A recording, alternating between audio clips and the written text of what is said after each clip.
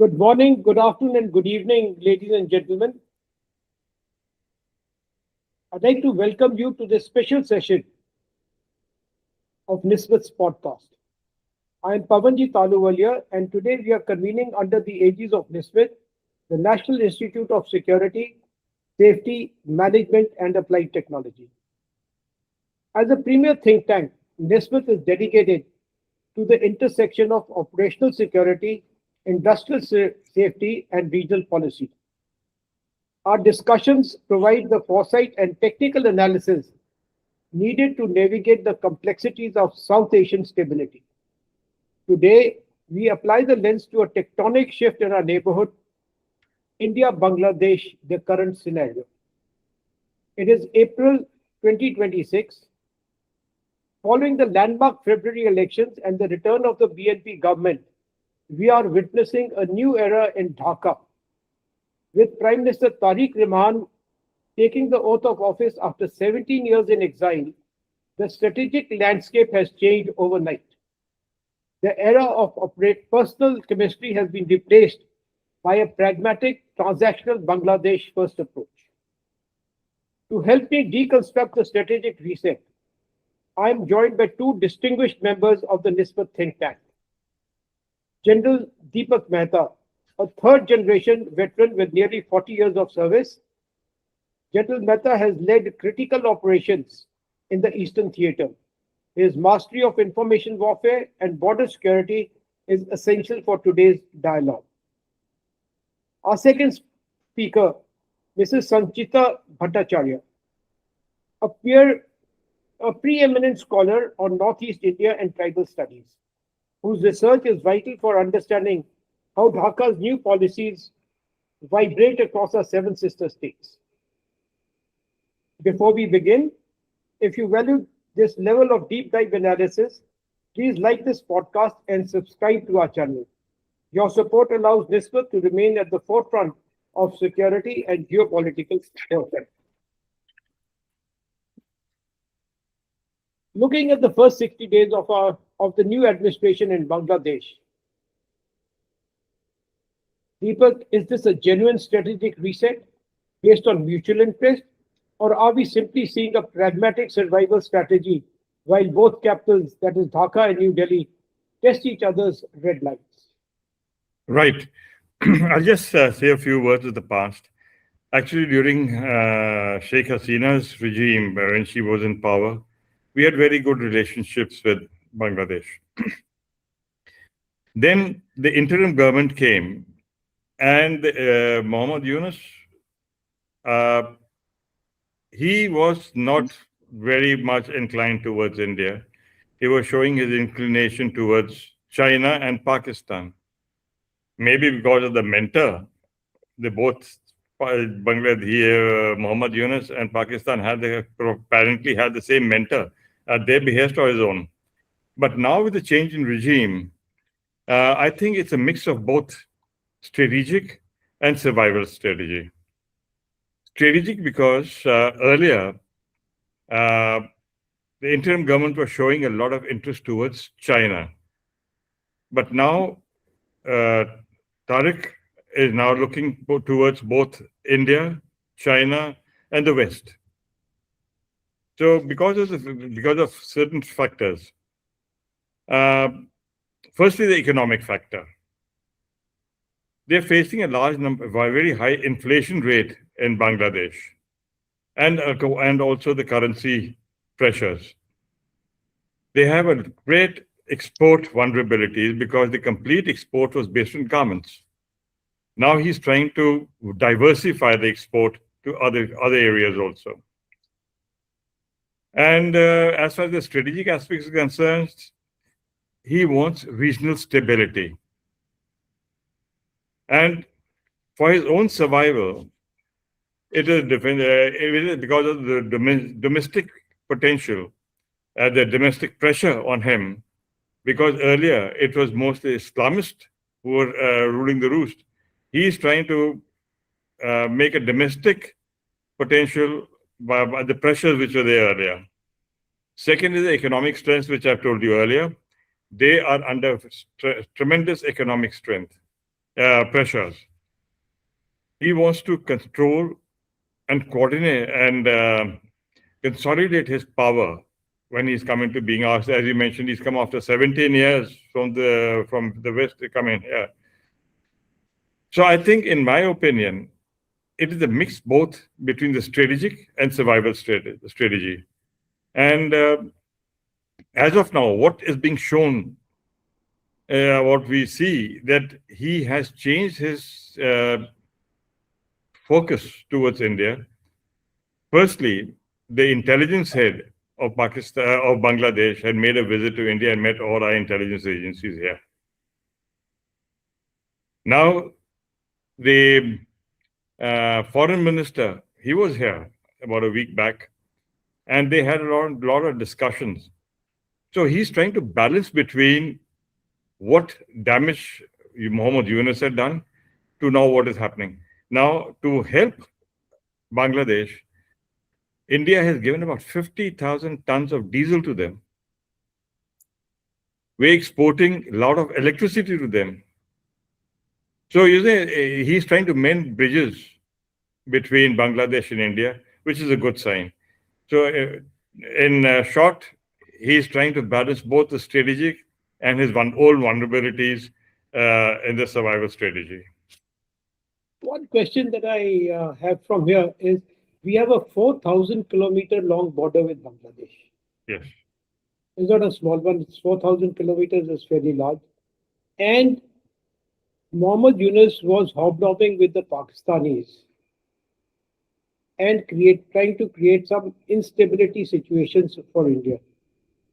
Have they ended with Tarique Rahman, or they're still simmering somewhere? Sanchita, what do you have to say on this? Yes, I won't say that they have ended. Actually, it is quite early for us to make any assumption or make any statement. It's not even 60 days that he has been the Prime Minister of Bangladesh. And once we should not forget the fact, which is very important, that Jamaat has come as the major opposition party with 68 seats of its own. I'm not talking about the allies. As a political conglomerate, Jamaat has secured 68 seats. So it is more or less 1/4 of the Jatiyo সংসদ, the National Assembly. And since February 17th or February 19th, we see, as we are tracking the incidents which are happening inside Bangladesh, Jamaat and its cohorts of like Bangladesh Khilafat Majlis and Khilafat Majlis has been constantly putting Tarique Rahman as a bad guy. They are constantly blackmailing him. And when Jamaat has acquired a position of blackmailing the government, what does it indicate? It indicates that in coming months, these jihadi elements and all these Ansarullah Bangla team or Allar Dol or JMJB or JMB, as we have seen, they have been given a free hand by the Yunus regime. And I'm not saying it will be a continuation of the free hand which was given, but there is a probability, there is a higher risk from side of India's security point of view that some harkat might happen in coming months. If not today, if not tomorrow, if not, in coming 2 or 3 months, we have to be very vigilant, in coming 6 months to 1 year. Because we can't deny the fact that the Islamists are now at the bargaining stage. They have the bargaining power with Tarique Rahman. And as Deepak sir rightly mentioned, he's in a very precarious position right now. Though he has acquired the majority in the parliament, but he's constantly challenged. He's constantly, it's not even a political criticism, I would say. Like today, these Islamist forces are on the street. They are demanding implementation of the referendum points. So he's very much trying his level best to create a balance within the Bangladesh, and it will definitely have some impact on our security scenario as well. Yes, Sanchita, may I add one more? Sure, sir, Actually, sure. it's a concern for us because the Jamaitis or the Islamists, if you see the area where they have come into power, yes. Again, all the border areas along of West Bengal. Bengal border. Yes. And it does pose a threat to us. Yes. But he is making an effort. By virtue of he's showing that we are sovereignty, democratic thing. He is now also focusing on this younger generation. We'll come to that, Deepak. I have a slightly, the BNP has got 2/3 majority. Yes. right? And how does this 2026 version of the BNP party differ from its previous tenures? And is it a more stable, predictable partner for India? I just want to look at it from the Indian lens as to whatever happens in Bangladesh, what is going to be the likely impact on India. So that is why it is necessary to study what's happening in Bangladesh. Yes, Sanchita, please go ahead. So it's a very important question, actually. The first major change with respect to whether his tenure would be stable or not, and what is the version of 2026 is, again, I would say the position of Jamaat. As we all know, during the reign of Khalida Zia, whether it was 1991 or 2001, Jamaat was the political ally of BNP. Yes. And now it is in opposition. A major shift that has taken place. And why this shift has taken place, the most importantly, because previously Awami League was the common enemy of both BNP and Jamaat. And as a resultant factor, BNP and Jamaat, they came together to oust Awami League. So now, as Awami League has been, I'm very consciously using the word politically annihilated in Bangladesh. So there is no common factor. There is no common enemy for these parties. And we also have to be very much clear about the fact that Jamaat has a anti-people, anti-free speech history of its own, which we have seen in Liberation War, which is a common point of contention between BNP and Jamaat. BNP, whatever, it is a rightist affiliated party, or it has its own, Islamist religious agenda, but BNP has always given importance to freedom fighters. Because of the legacy of Ziaur Rahman, BNP has always given importance to the liberation war factor, which Jamaat keeps on denying. Now it has reached to the point that few of the Jamaati leaders are actually blaming India. If you look into the newspaper sources, the vernacular newspaper sources, they are actually saying that it was Indian army which committed genocide and crime within Bangladesh. So this is a war of narrative right now between BNP and Jamaat. So it is a point which actually is a major shift from what BNP was doing in earlier regime under Khalida Zia's leadership. And second factor, I would say, on papers, if we see the first inaugural speech of Tarique Rahman, he has come out very openly in favor of the religious minorities and indigenous people, which is again a very, it is a point of shift with the previous BNP regime. I'm not saying what is happening on papers, because we are still seeing incidents of, violence and incidents of target killing of minorities and indigenous people, which is taking place within Bangladesh. But the enormity has reduced. What was happening in last 18 months and what is happening since 2 months, the data, as we see, it has reduced substantially. So another point of difference with Khalida Zia or the previous regime is the official support this government is trying to give to the indigenous people and people of religious minority, as was stated by Tarique Rahman. So also with regard to India, as Sir was also mentioning, that two important things happened recently in this month. One was the visit of Khalilur Rahman, the foreign minister, to India, and the meeting which happened between Tarique Rahman and India's High Commissioner in Dhaka.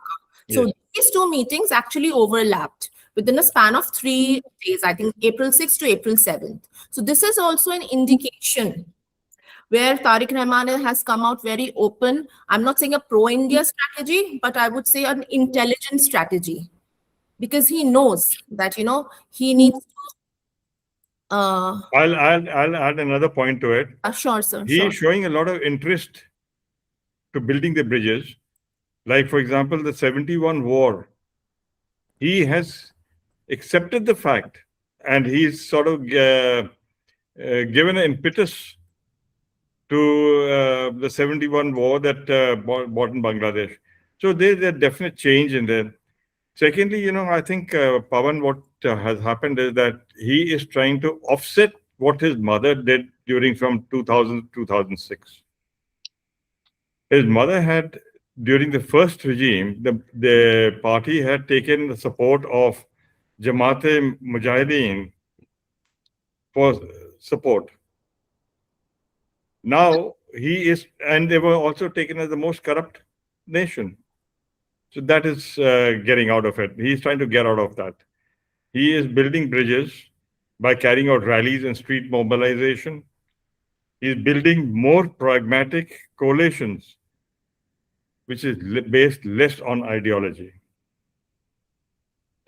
Deepak, have the visas from has the Indian government liberalized the visas for Bangladeshis into India now, or is it still the same?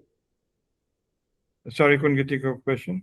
You see, the Indian government had restricted the visas being given to Bangladeshis to come to India.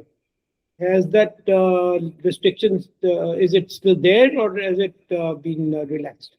It has been relaxed. It has been relaxed. Yes, yes. Okay. And Tarique is also working towards emphasis on democracy and free elections. So, he's trying to change the mind of the younger generation from what the previous regime had done.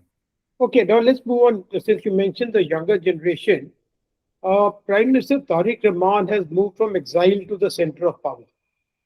So 17 years he's been outside of Bangladesh. So he may have been in touch, but he's not entered Bangladesh. How is he balancing today the Gen Z revolution, the Gen Z revolutionary spirit that brought about the 2024 uprising with his party's traditional nationalistic base? Sanchita, what would you say on this? First of all, sir, I've been saying this 2 years, different platform. I would differ from the fact that it was never a Gen Z revolution. It was a completely well-organized and well-planned Jamaat hooliganism. It is as simple as that. I think we should stop, quoting this Gen Z and generalize it. It was an absolute Jamaat orchestrated, mass uprising. And their main motive was to throw Sheikh Hasina out of the government.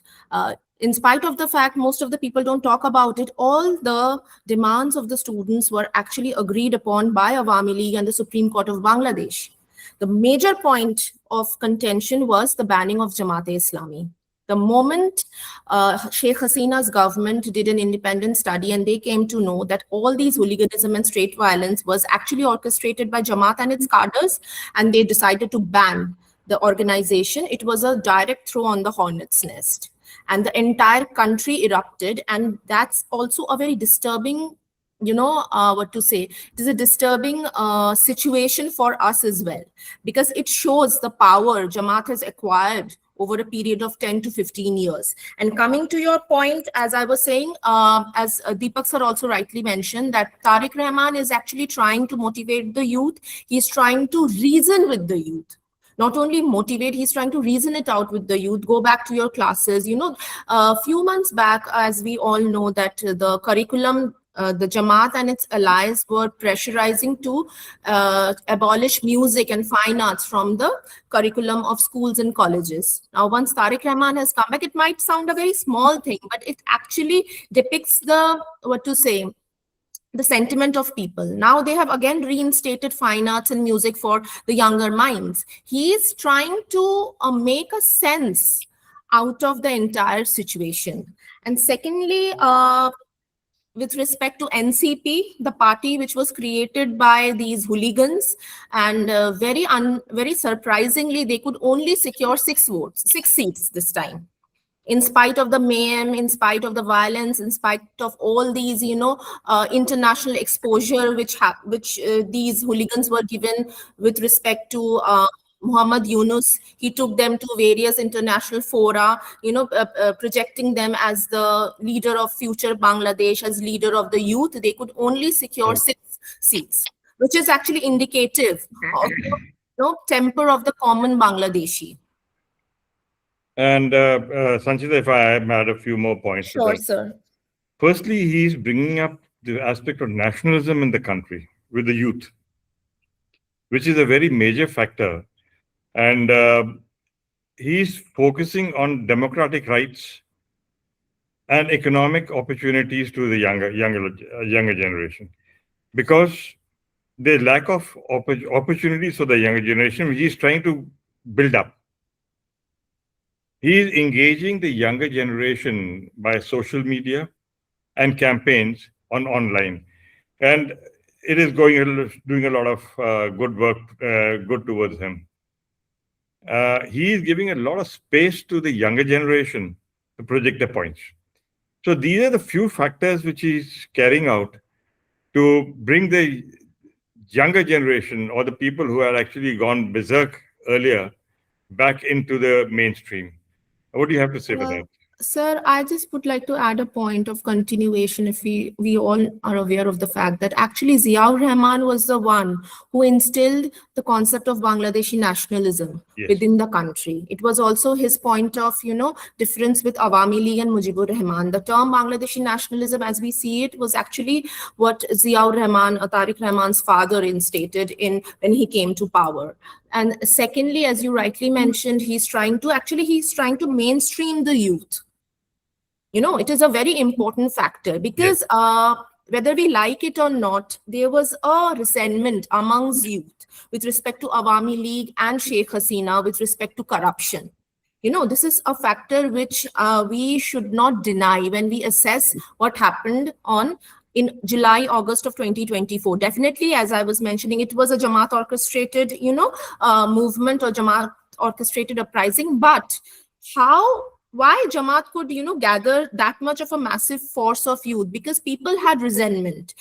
Cutting across religion, cutting across indigenous people or non-indigenous people, lack of basic education. There was,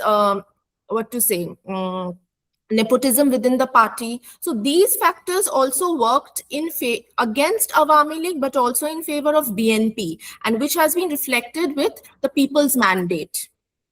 The mandate which was given to BNP in the election, in the last election, is actually what the people want. They want to see a new Bangladesh, I would say, if I'm not exaggerating the point, because they were also, the common Bangladeshi was also sick and tired of the 18 months of, I'm sorry using this word, Jungle Raj of Yunus regime, because nobody was safe. People were killed in front of their shops. The houses were looted. There was, series of target killing, rape, assault. Any crime you mention on this earth, it was happening inside Bangladesh since last 18 months. So obviously, people were also tired. People also needed a stable government. And now, I would say to some extent, Tarique Rahman is the face of that stability. He is a face of future Bangladesh, and people have a sort of, there's a great amount of hope which is attached to his image as a political leader. And also, I think he's going all out for youth participation and getting the views for better governance. So once the youth is involved with the governance, obviously the situation will improve, and he's trying his best towards that end. And sir, most importantly, in our ICM, we wrote a commentary on the fact that he did massive overhauling of the administration.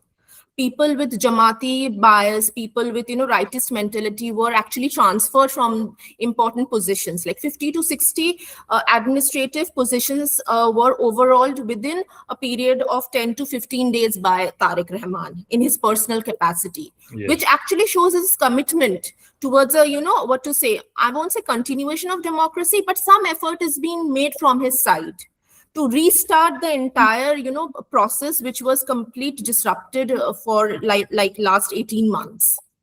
So he's doing a good job towards getting the people together. Okay, now let's shift gears. The GDP growth in Bangladesh is projected to slow down to roughly between 3.9 to 4.9 in the current year. And the inflation is at an all-time high of 8.5%. In November this year, Bangladesh is set to lose the status of the least developed country. Yes. And it has an energy crisis. So what Tarique Rahman has inherited is a very fragile economy and a fragile environment in which he's got to. Yes. Right? So my question to you is, what specific economic cushions would Dhaka be expecting from India? Sanchita, your take. Sir, please, Deepak sir, please go ahead and join. Your take. Okay. Well, I mean, besides economic, what does Bangladesh looking towards India? So what is it? What do you think that it will want from India? It has a very high inflation. Its GDP is dipping. It is going to move out in November from the least development country situation. So therefore, some benefits that it gets on taxations and so on from other countries, they will also go. It is short of energy. Okay. So, and the only country that they can look to for help is India. You see, there is a big disparity between the trade deficit between India and Bangladesh. What he's trying to do is reduce that deficit by asking for more access to Indian markets of their own products. That is a very major thing. He wants a greater market access in India. He wants better connectivity. Once the connectivity improves, the trade will flow. But unfortunately, what has happened that India was look east. A route was being made from India to Bangladesh through Myanmar, right up to Vietnam. That has come to a halt, which Sanchita had brought up last time. That this big route, which was being from India to Vietnam, has stopped. I think connectivity is a very major problem. Once connectivity comes up, the trade will also flow. And I think since he's diversified his product from garments, he's looking toward more and wants more access to India for his own products. What do you say, Sanchita, for that?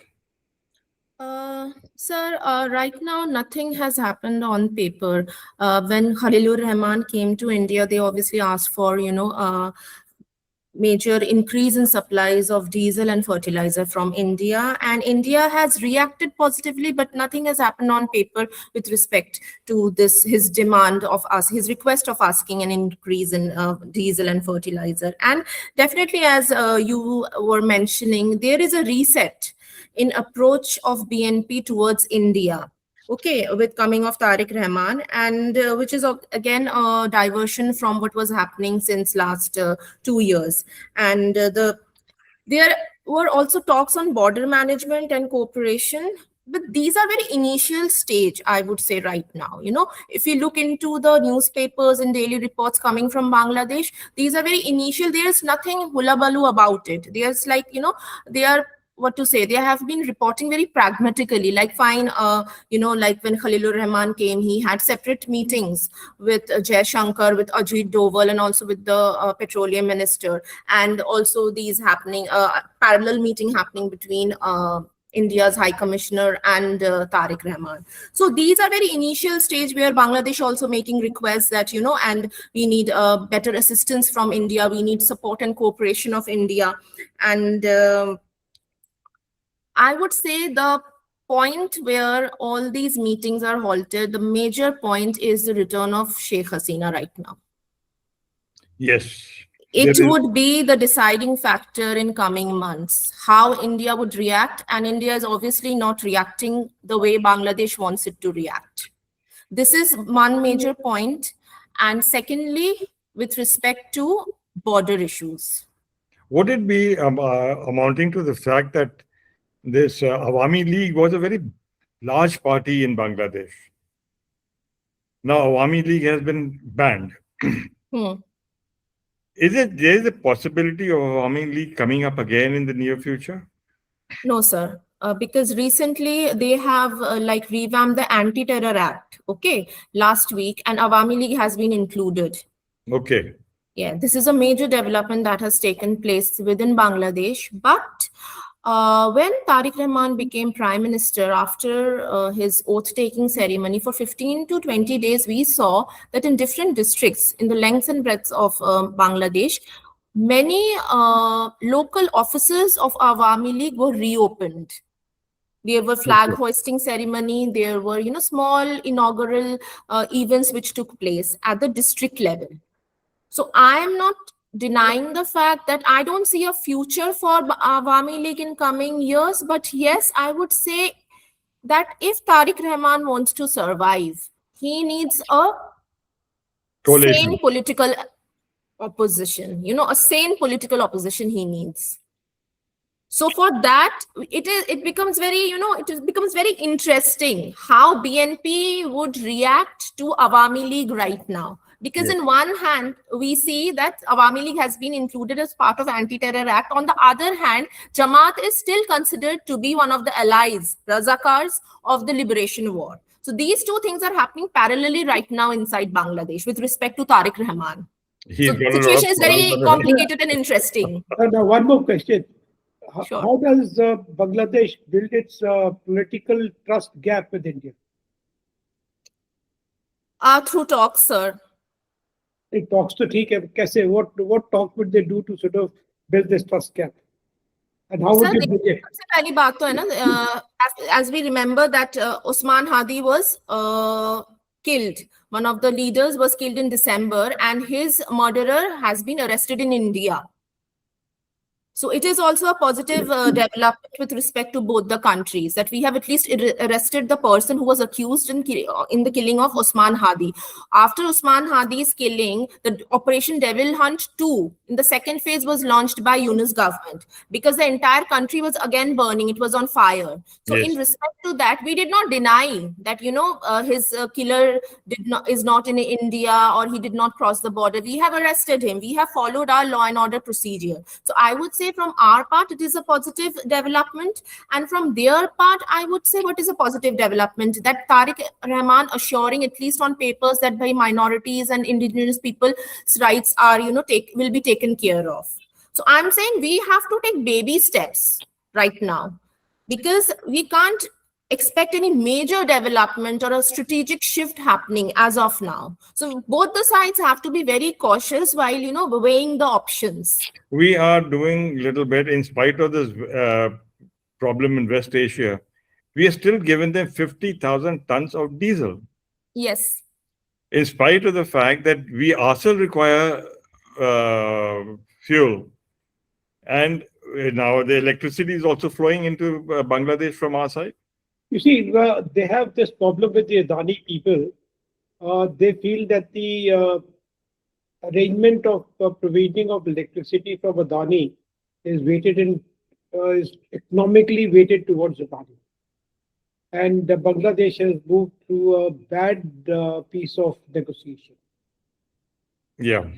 And I don't know whether it's going to get solved or not, but this is the problem where the Bangladeshis today feel that the arrangement, the economic arrangement for electricity is not to their advantage.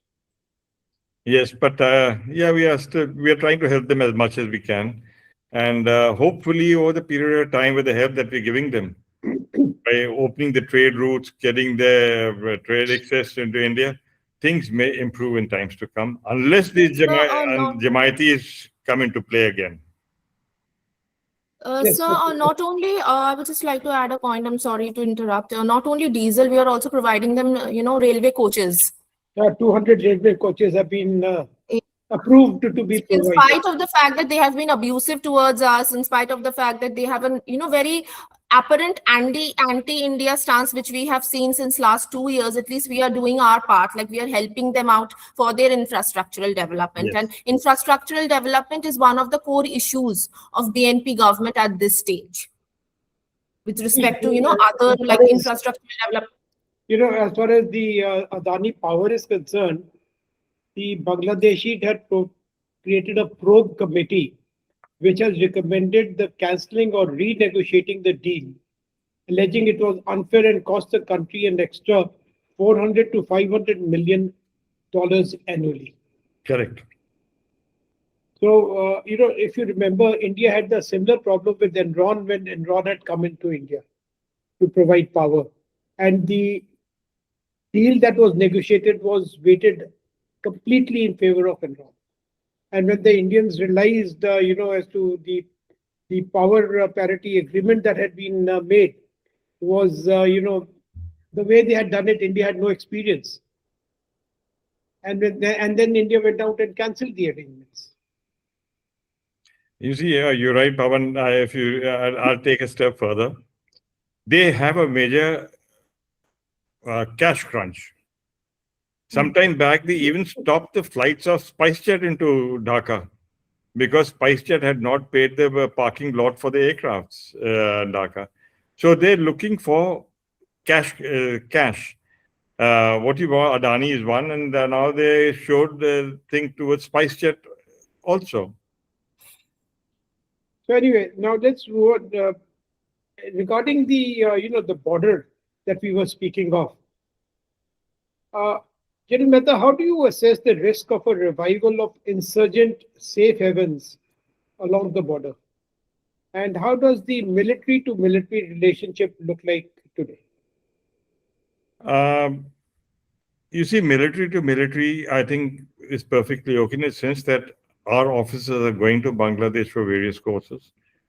And those officers are coming to India. As far as the military aspect is concerned, that's perfectly fine. There's no let up on that. Yes, earlier, the insurgent groups from Assam and Nagaland were operating through Bangladesh. But during Hasina's time, a large number of these camps were done away with, and some major leaders of these insurgent groups were handed over to India. That is one of our concerns, and this what we are trying to tell the present regime is that there should be no tolerance towards giving support to the insurgents, be it in terms of camps, logistic support, or weapons.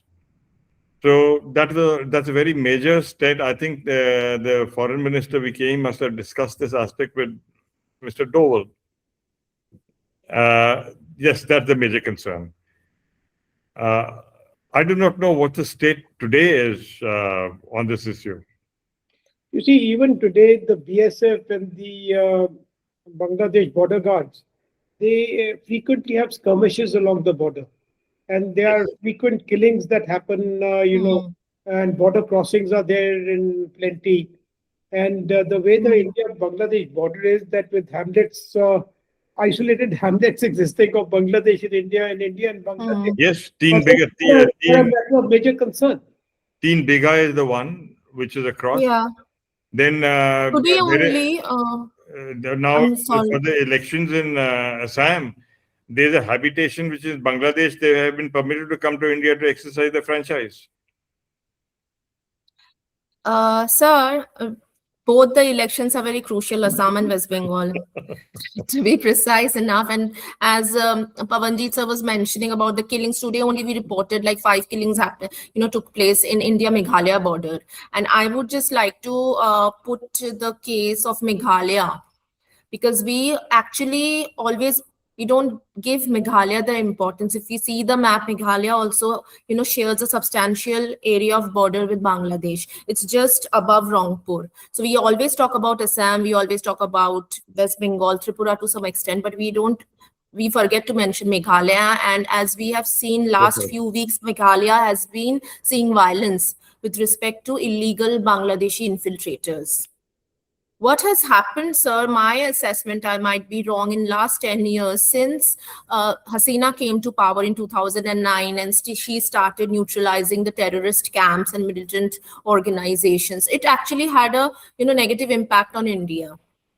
Really? Because all these sympathizers, terror sympathizers and militants swiftly crossed borders. And they took shelter in West Bengal. If not Assam, I would say West Bengal. We did actually district profiling of Malda in 2013. I did the district profiling of Malda, and it was an alarming situation. Malda, right now, people are talking about Malda with respect to what happened with these judicial officers. Yes. But Malda was boiling. It is boiling since more than a decade.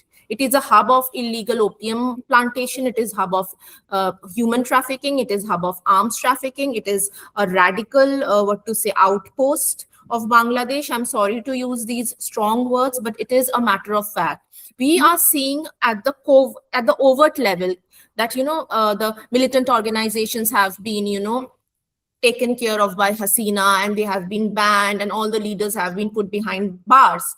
But in reality, I would say these covert elements of illegal migrants entering India with a certain bent of mind, and along with these migrants, the criminals and antisocial elements and terrorists infiltrating into India is a major security challenge we have to deal with in coming Yes. months, if not years. I'll add to it. With the previous interim government, large number of ISI officers of Pakistan also made a visit. Now, the 11 people who have been caught last week or just 2-3 days back in India, they're quite sizable number of Bangladeshis in it. Yes, it has always been the case, sir.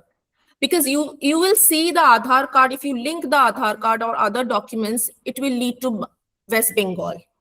And once the connection has been made with West Bengal, we know definitely what is the background story, whether we like it or not. Yes. And the ongoing communal rights which are taking place in Meghalaya is actually a direct result of the border problem we are having with Bangladesh since ever. Yes. Yeah, that's a very major problem. Deepak, now let's switch over to how does the BNP's strategic autonomy affect the Siliguri corridor? Sir, as I was mentioning earlier about Tarique Rahman is very much, although Tarique Rahman is very much vocal about the Bangladesh first policy, he's continuing the Bangladesh first policy of his mother. But at the same time, we have to see that he cannot deny the transit and transshipment gains, which Bangladesh would, Bangladesh can cash out. Even if he keeps on screaming that, I'm in favor of Bangladesh first policy, he needs India. If not any other country, he needs India, and he has to give India the transshipment route, or he has to give India the transit route, because it will also have a positive impact on his finances, on the finances and economy of Bangladesh. So with respect to Siliguri corridor, definitely we have seen Deepak sir would be more, I think, suitable to answer it with respect to the movement of army and military forces and their camps right now, which are taking place in that area. One of the things, Deepak, before you come in, one of the committees formed in Bangladesh has suggested that the cost that India pays for transshipment rights through Bangladesh is very low, and they need to revise that.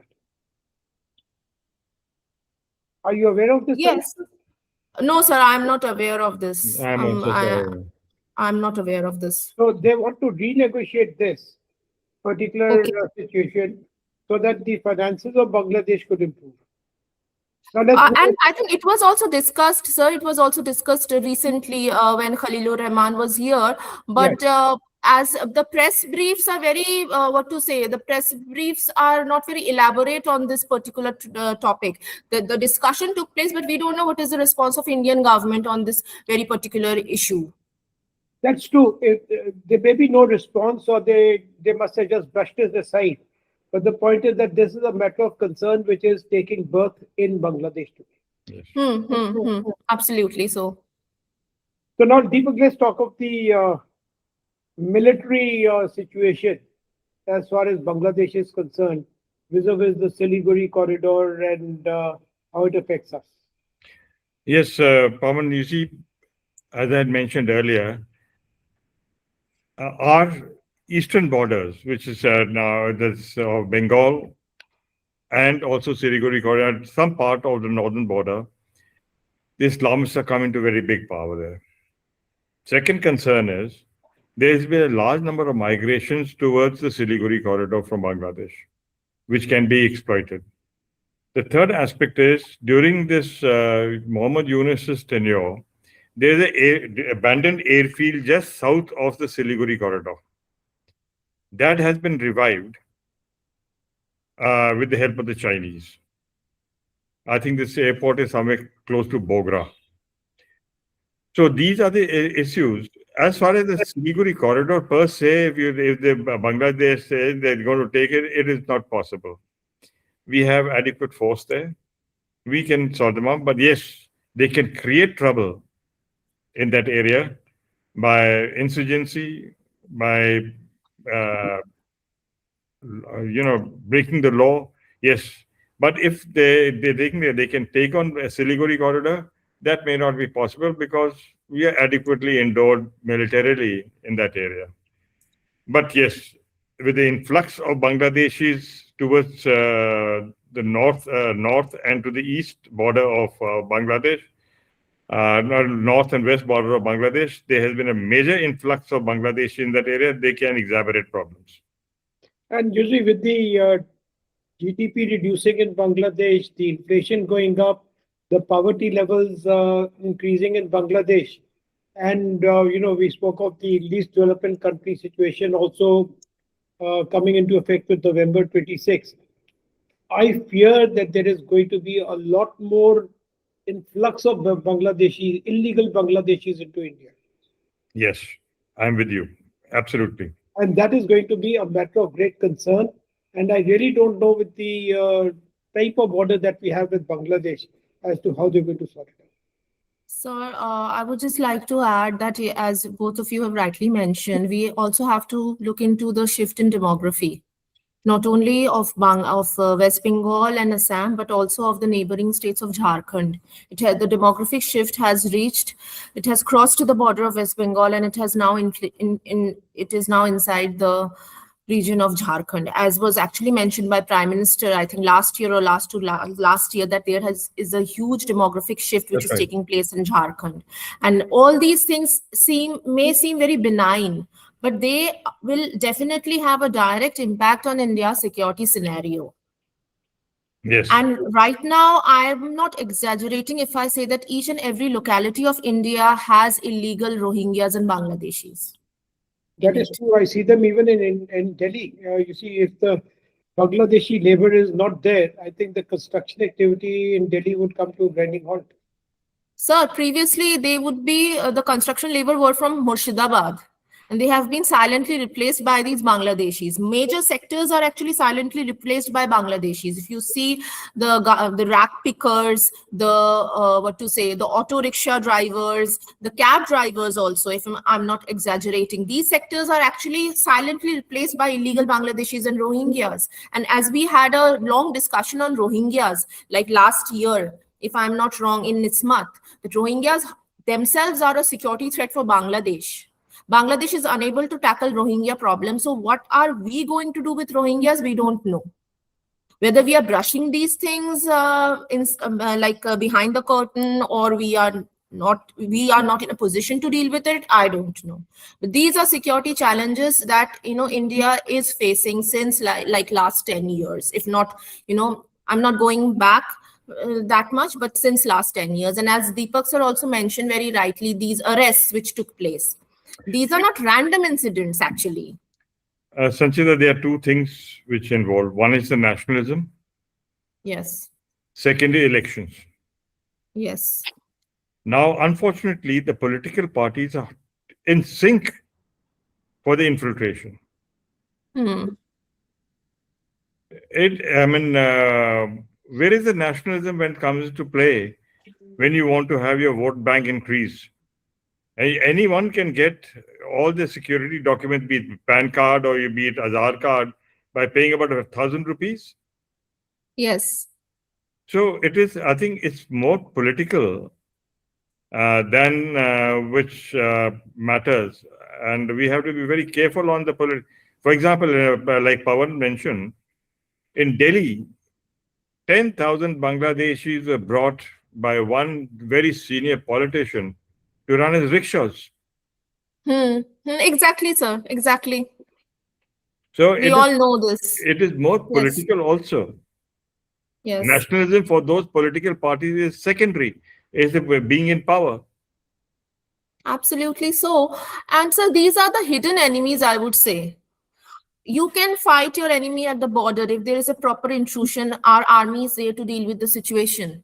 But these hidden enemies, I don't know what we are going to do with them, because they are in the every nook and cranny of this country.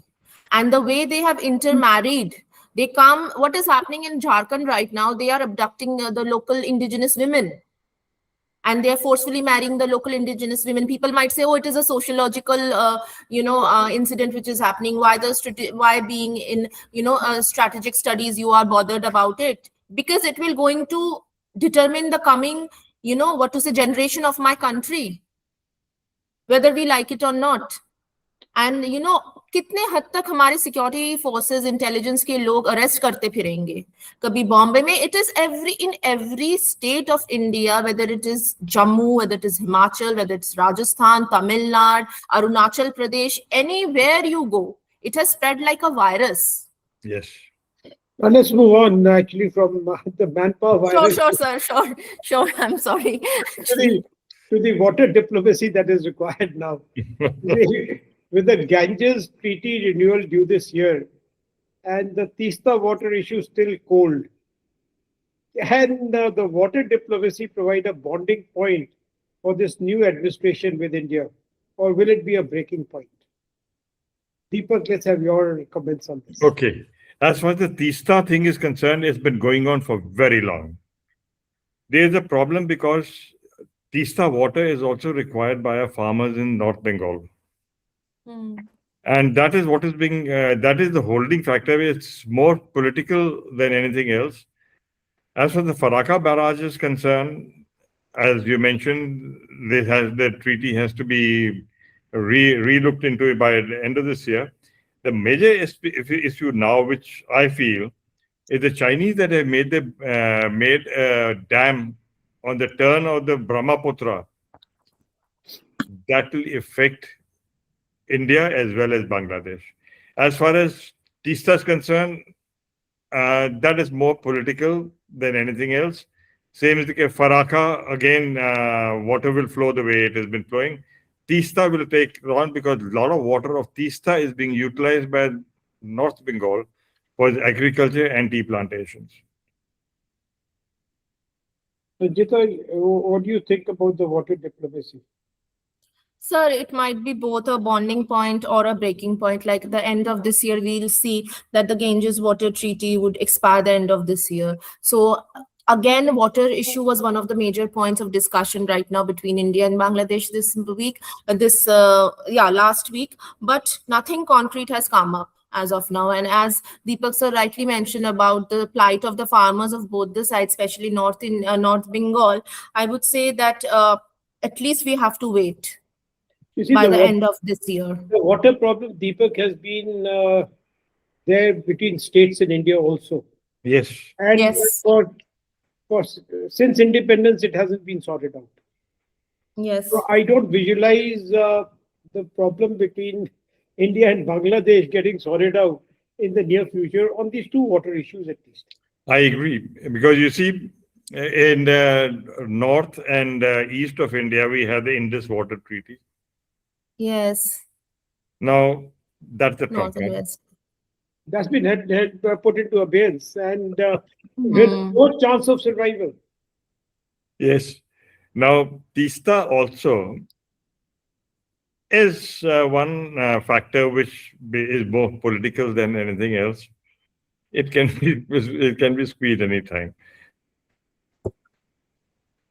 I think let's... Sir, it might more be a breaking point, I would say, rather bonding this water dispute. It might be a breaking point for both the sides. I think Bangladeshis would have to realize that in the north of India, in the south of India, with Pakistan, water disputes are common. And even now with the Brahmaputra being sort of dammed by the Chinese, India doesn't know what to do. So this is whether it's a breaking point or a bonding point, I think people will just have to live with it, whatever be the decision ultimately. Yes, that's true in a way. Okay, so now let's conclude our deliberations for the day. It is clear that while the players in Dhaka have changed, the geography remains immutable. Prime Minister Tarique Rahman's government is charting a new course that seeks a more balanced regional footprint. For India, the challenge lies in moving towards institutional diplomacy that can withstand these political shifts. Whether it is the renewal of the Ganges Treaty later this year or the finalizing of the CEPA trade deal, 2026 is the year that will define the next 2 decades of South Asian security. Yes. I want to thank General Deepak Mehta and Sanchita for contributing. Thank you, sir. I want to thank you both for your contribution. And to our audience, I'd like to thank the audience for their time and engagement. And if you have found that the discussion is valuable, please like this video and subscribe to the NISSMAT podcast.